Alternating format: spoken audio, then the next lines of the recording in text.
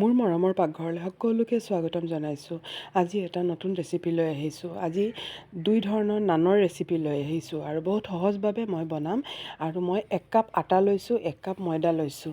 আচলতে অকল আটা দি বনালে তাৰ টেষ্টটো ইমান ভাল নাহে, সেইকাৰণে মই 1 কাপ আটা 1 কাপ ময়দা, আপোনালোকে যদি ভাবে তেতিয়াহ'লে অকল ময়দা দিও বনাব পাৰে। আৰু মই ইয়াত অলপ চেনি লৈছোঁ আৰু অলপ নিমখ লৈছোঁ, সোৱাদ অনুসাৰে নিমখ লৈছোঁ আৰু ৰিফাইন তেল 2 চামুচ দিছোঁ আৰু ইয়াত মই দৈ দিছোঁ, কাৰণ মই ইষ্ট ব্যৱহাৰ কৰা নাই, ঘৰতে খাম যিহেতু ইষ্ট ব্যৱহাৰ কৰা নাই, মই দৈৰে বনাম আৰু ইয়াতো টেঙা দৈ দিছোঁ। এতিয়া এইখিনি মই অলপ লৰাই আৰু ইয়াত মই আধা চামুচ বেকিং পাউডাৰ দিছোঁ। বেকিং পাউডাৰ দি পেলাই মই এইখিনি ভালকৈ অলপ মিলাই দিম আৰু মিলাওঁতে এইখিনি চাব ফুলি উঠিব। সেয়া চাওক বেকিং পাউডাৰে ফুলি উঠিছে। এতিয়া মই এইখিনি ভালকৈ মিক্স কৰিম আটাৰ লগত। এই ধৰণে আটাৰ লগত প্ৰথমে ভালকৈ মিক্স কৰি ল'ম। গোটেইখিনি আটাৰ লগত যাতে মিক্স হয় সেই ধৰণে মই ভালকৈ মিক্স কৰি ল'ম।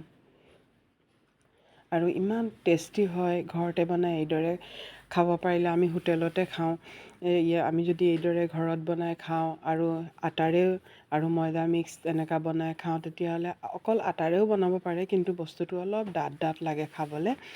আৰু সেইকাৰণে মই ময়দা অলপ মিলাইছোঁ আৰু ইমান টেষ্ট হৈছিলে নহয়, সেইবাবে মই ভাবিলোঁ আপোনালোকৰ লগতো শ্বেয়াৰ কৰোঁ। আৰু এতিয়া এয়া চাওক পূৰা ভালকৈ এই ধৰণে ভালকৈ মিলাই লৈছোঁ আৰু এতিয়া মই পানী দি পেলাই মঠি ল'ম। আৰু আটাৰ ডোটো ৰুটিৰ নিচিনা হ'ব নালাগে, অলপ ছফ্ট হ'ব লাগিব আটাৰ ডোটো। এই ধৰণে ভালকৈ মই মঠি ল'ম। চাওক অলপ ছফ্টে মঠিছোঁ, দেখিছে হাতত লাগি আছে, তাৰমানে মই অলপ ছফ্ট মঠিছোঁ একেবাৰে। এতিয়া অলপ এই ধৰণে মিক্স কৰি পেলাই মই এতিয়া এই ধৰণে অলপ মঠি ল'ম, মানে এইখিনিক ভালকৈ। আৰু এই ধৰণে ঘৰত বনাই এবাৰ খাই চাবচোন, এবাৰ বনাই চাব, কমেণ্ট কৰিব কেনেকুৱা হৈছে।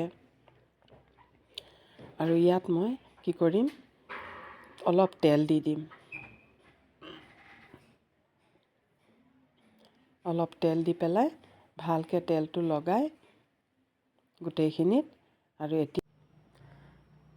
এতিয়া মই এইখিনি ঢাকি পেলাই থৈ দিম।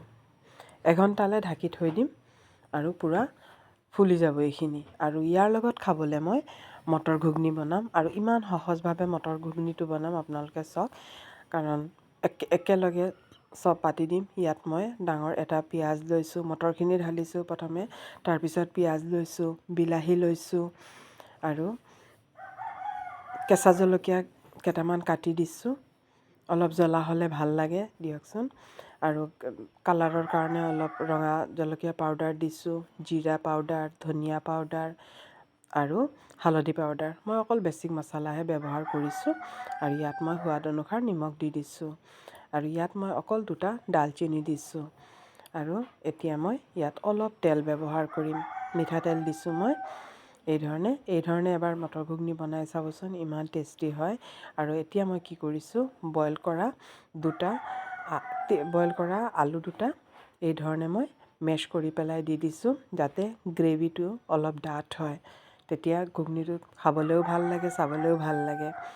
আৰু এতিয়া মই ইয়াত পানী ঢালি দিম আৰু পানী ঢালি অলপ এই ধৰণে লৰাই দিম।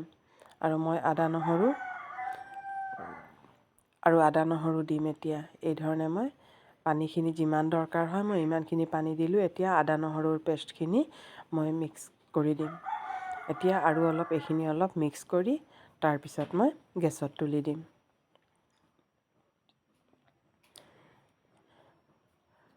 আৰু ইমান টেষ্ট হয় খাবলৈ এই ধৰণে, আৰু বেছি ঝামেলাও নাই, একেবাৰে সোনকালে হৈ যায়। আৰু আমাৰ মটৰ হৈ গ'ল। আৰু এয়া চাওক কিমান ধুনীয়া হৈছে চাওক। আৰু মই এটা উতলাম, অলপ এবাৰ উতলালে গ্ৰেভিটো আৰু ধুনীয়া হৈ যাব। এতিয়া এয়া চাওক উতল আহি গ'ল। কুকাৰৰ চিটি কৰি এবাৰ উতলালে যিকোনো চব্জি অলপ ভাল হয়। এবাৰ উতলালোঁ। এতিয়া অলপ মই ধনিয়া পাত দি দিম, যিহেতু ধনিয়াৰ ছিজন, চব বস্তু ধনিয়া দিলে ভাল লাগে। ধনিয়া পাত দি দিম এতিয়া। আৰু এতিয়া আমাৰ এইখিনি ৰেডি হৈ গ'ল। এতিয়া এইখিনি মই নমাই থৈ দিম। চাওক কিমান ধুনীয়া হৈছে আৰু কম তেলতে হৈ গৈছে। এতিয়া মই নানখিনি বনাই ল'ম। আৰু এয়া চাওক আটাখিনি পূৰা ধুনীয়াকৈ ফুলি গৈছে, ইমান ধুনীয়া হৈছে আটাখিনি। এতিয়া এইখিনি মই এইদৰে অলপ মঠি ল'ম, বেছি দেৰি নহয়, অলপ মঠি ল'ম এইধৰণে। আৰু যদি মোৰ ভিডিঅ'বোৰ চাই আপোনালোকে ভাল পায় তেতিয়াহ'লে প্লিজ লাইক কৰিব, শ্বেয়াৰ কৰিব আৰু এটা যদি নতুন কোনোবা আছে ছাবস্ক্ৰাইব কৰি দিব। আৰু এয়া মই এতিয়া এইদৰে এখন নান বনাম, কাৰণ কেতিয়া কোনোবাই যদি কাৰোবাৰ যদি তেল খোৱা প্ৰব্লেম থাকে, তেল খাব নোৱাৰে, তে এই ধৰণে শুকান নান বনাই খাব পাৰে। এই নানটো বহুত টেষ্টি হয় খাবলৈ। মই সেইকাৰণে 2 ধৰণৰ নান শ্বেয়াৰ কৰিছোঁ। যদি কোনোবাই শুকানে খাব বিচাৰে তেতিয়াহ'লে এইধৰণে শুকান। আৰু মই কি কৰিছোঁ, কালি জিৰা কেইটামান দিছোঁ আৰু ধনিয়া পাত কেইটুকুৰামান দি পেলাই আকৌ অলপ বেলি ল'ম। এইধৰণে এইখিনি মানে যাতে লাগি যায়, আকৌ অলপ বেলি ল'ম। এয়া চাওক কিমান ধুনীয়া হৈছে কালাৰটো দেখিবলৈ। আৰু মই কি কৰিছোঁ, মাটিৰ টাৱাখন লৈছোঁ, কাৰণ এই মাটিৰ টাৱাখন ল'লে আৰু এই নানটো বনালে ইমান ধুনীয়া চেণ্ট এটা আহে, মাটিৰ জ্বলা চেণ্টটো আহে, পুৰা চেণ্টটো আহে, ইমান ভাল লাগে। আৰু ৰুটিখন ওলোটাই মই ইয়াত অলপ পানী লগাই দিম। এইধৰণে মই পানী লগাই দিম।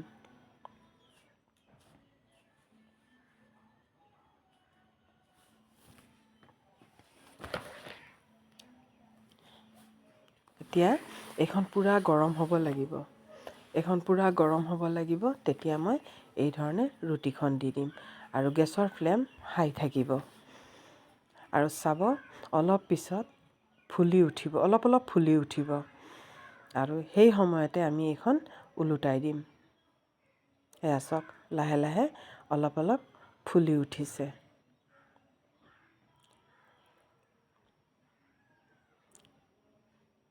আৰু গৰম গৰম নমাই খাবলৈ বহুত টেষ্টি হয়, একেবাৰে কোমল থাকে, খাবলৈ বহুত ভাল লাগে।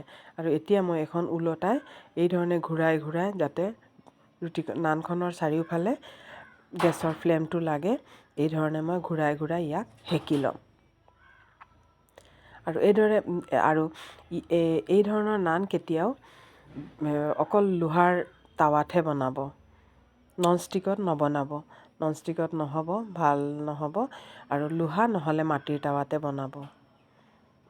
আৰু এয়া চাওক আমাৰ এইদৰে এইফাল পূৰা সেকি দিলোঁ, চাওক কিমান ধুনীয়া হৈছে, কালাৰটো কিমান ভাল আহিছে। আৰু এই ধৰণে চাওক নিজে নিজে উঠি গৈছে। এয়া চাওক কিমান ইজিলি উঠি গৈছে। এতিয়া মই এইখন নমাই দিম। এয়া চাওক কিমান ধুনীয়াকৈ উঠি গৈছে। চাওক এইবোৰ আমি ৰেষ্টুৰেণ্টত এইবোৰ কিমান টকা দি খাবলৈ যাওঁ, আমি ঘৰতে বনাব পাৰোঁ। আৰু ৰেষ্টুৰেণ্টত ইষ্ট ব্যৱহাৰ কৰে, যিটো আমাৰ স্বাস্থ্যৰ কাৰণে একেবাৰে ভাল নহয়। আৰু আমি দৈৰে বনাম, কিমান হেল্ডি হয়। আৰু 2 নম্বৰখনো মই এই ধৰণে দেখাইছোঁ আপোনালোকক, মই এই ধৰণে বনাই লৈছোঁ। আৰু আপোনালোকে প্ৰথম চব্জিটো বনাই ল'ব, তাৰপিছত নানটো বনাই আৰু গৰমে গৰমে খাবচোন। গৰমে গৰমে পৰিৱেশন কৰিব, ইমান ভাল লাগে খাবলৈ। এই 2 নম্বৰখনো আমাৰ হৈ গ'ল। চাওক কিমান ধুনীয়া হৈছে। আৰু এতিয়া মই আৰু তেল দিয়াখন বনাম। কি ধৰণে বনাওঁ চাওক আপোনালোকে। প্ৰথমে মই এইখন অলপ বেলিম।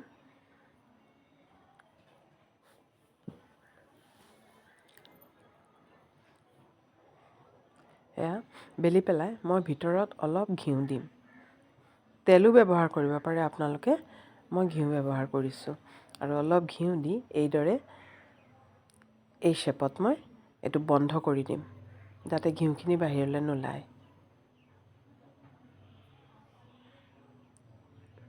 এয়া চাওক এই ধৰণে মই বন্ধ কৰি দিলোঁ। আৰু এতিয়া এইখন মই বেলি ল'ম। 2 ধৰণৰ নান খাবলৈও বহুত টেষ্টি হয়। প্ৰথমখন সেইকাৰণে বনালোঁ, যোনে তেল ভাল নাপায় এই ধৰণে বনাই খাব পাৰে। এয়া চাওক মই বেলি ল'লোঁ। ইয়াতো মই কালি জিৰা কেইটামান আৰু অলপ ধনিয়া পাত দি পেলাই আৰু অলপ বেলি ল'ম। বেলি পেলাই এখন বনাম মই। আৰু ইমান পাতলো হ'ব নালাগে, ইমান ডাঠো হ'ব নালাগে, ৰুটিতকৈ ডাঠ হ'ব লাগে।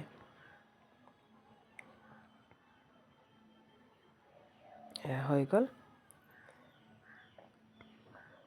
এতিয়া মই টাৱা এখন পাতিছোঁ আৰু ইয়াতে এইখন বনাম, কাৰণ এইখন মাটিত বনাবলৈ অলপ দিগদাৰী হয় আৰু সেইকাৰণে মই ইয়াতে এইখন বনাম। আৰু ইয়াৰো ফ্লেম অলপ হাই আছে। আৰু যেতিয়া অলপ অলপ ফুলা ষ্টাৰ্ট হ'ব, এয়া চাওক অলপ অলপ ফুলা ষ্টাৰ্ট হ'ব, তেতিয়া মই এখন লুটিয়াই দিম।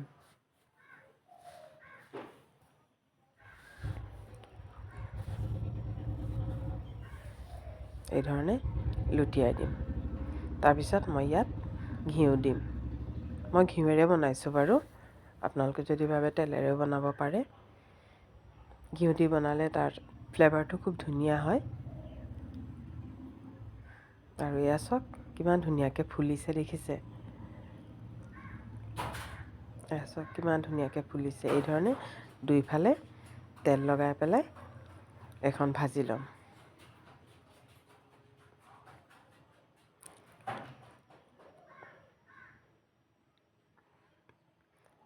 এয়া চাওক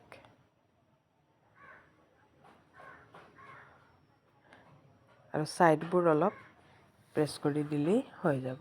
এয়া ছাইডবোৰ অলপ প্ৰেছ কৰি দিব।